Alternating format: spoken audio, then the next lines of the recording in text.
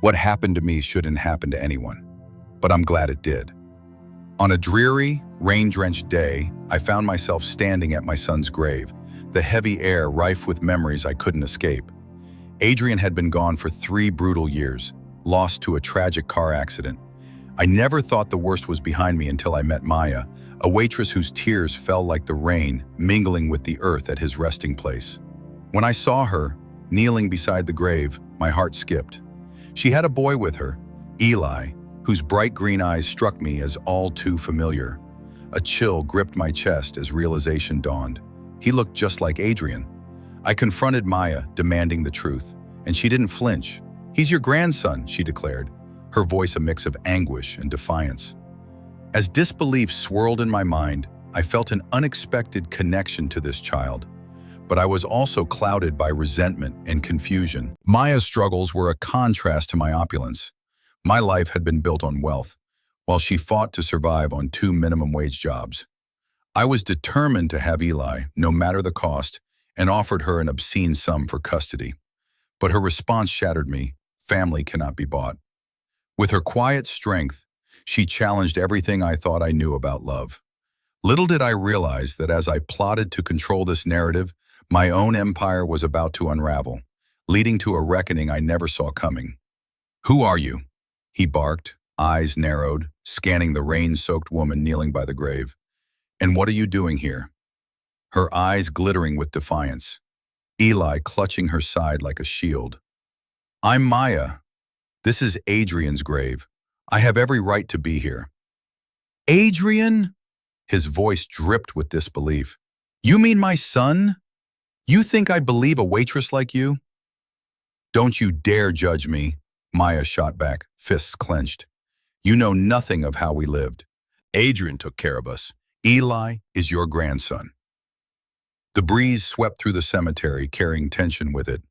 The billionaire shook his head, disbelief morphing into resentment. "Prove it. What can someone like you possibly know about family?" "You mean apart from the sacrifices I've made?" she retorted, venom lacing her words. "Unlike you, I didn't leave him alone or forget his struggles. I know what love looks like." Complied, a defensive barrier against her. "Love? What do you know about love when you're just another face in the crowd?" My eyes blazed with tears. "More than you'll ever know, and I won't let you buy your way into Eli's life. He's not a pawn in your game." "Crown 200,000, he offered coolly, a calculating smirk creeping across his face. "For custody, it's a fair trade for a child you can't afford." Her silence was piercing, her voice steady. "You think money can replace love? You've lost sight of everything that matters." The weight of the past cloaked the rainy day. He felt himself shrink in the face of her fierce resolve. The rain drizzled down, a muted curtain draping the cemetery, where the air thickened with memories and regrets. In the haze, the billionaire stood before his son Adrian's grave, staring at the carved name as if waiting for it to speak to him. Fresh flowers lay beside the headstone, tended to by a woman in a soaked diner uniform, Maya. Her body shook, but it was her son, Eli, clinging to her side, who brought the realization crashing down. The boy's bright green eyes mirrored Adrian's, and the billionaire felt an unsettling stir within him. Confronting her, he demanded answers, his voice sharp, cutting through the rain-soaked stillness. Maya introduced herself, her pride faltering just slightly. "Eli is Adrian's son," she declared, her words dripping with pain and defiance. For a moment, disbelief anchored the billionaire. How could this be? This waitress, this struggling woman, had a hold over the legacy he thought was his alone. Days turned into weeks, obsession morphing his grief into determination. He immersed himself in a web of facts, uncovering the harsh realities of Maya's life. 2 low-wage jobs, a fragile existence carved with desperation, meant only to survive. And then, with the audacity of money, he suggested a transaction, $200,000 for custody of Eli. Maya's response was chillingly calm. She didn't flinch, standing firm against the weight of his offer. "Love isn't defined by wealth," she said, her voice steady as anger simmered just beneath the surface. The moment stretched, the tension palpable. It was in that silence, alongside her unwavering gaze, that the billionaire felt something shift deep within him, a fracture in the armor he had built. half a lifetime's worth of walls trembling.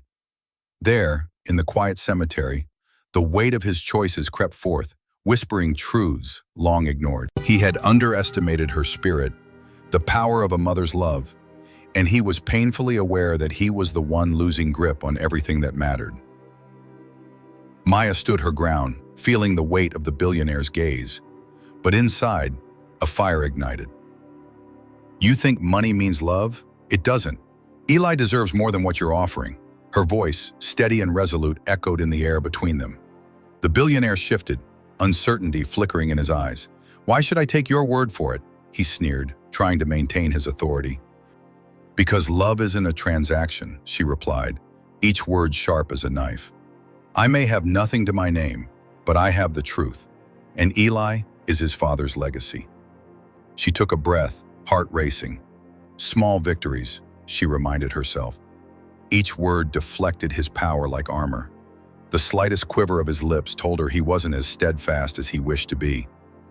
I refuse to let you buy him, she added, quieter but laced with undeniable strength. You can keep your money, but know this.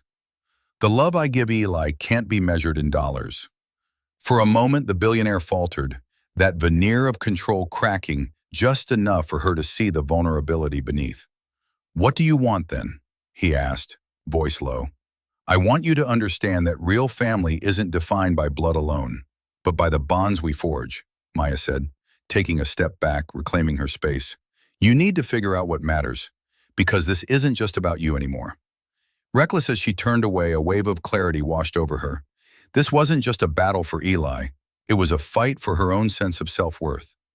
Each stride she took felt like a reclamation of power, a whisper of resilience that promised a bigger comeback ahead. Rain dripped slowly from the gray sky as Maya knelt before Adrian's gravestone, tenderly placing a yellow flower, a splash of color against the somber backdrop. Eli, her small hand clenching hers, resembled a miniature version of the young man lost, his bright green eyes sparkling with innocence and hope. They stirred a fragment of warmth within the cold billionaire standing nearby, watching, his heart and mind swirling in confusion. I know who you are, he called out, his voice echoing, not just across the cemetery, but through the years of choices that had led him here.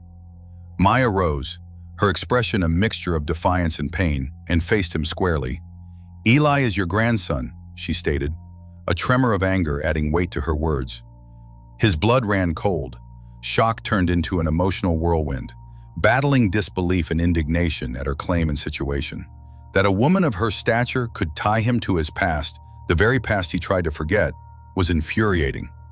Days morphed into harrowing weeks as the billionaire pursued personal investigations. His war room of infographics and financial projections belied the emotional fallout of messy truths.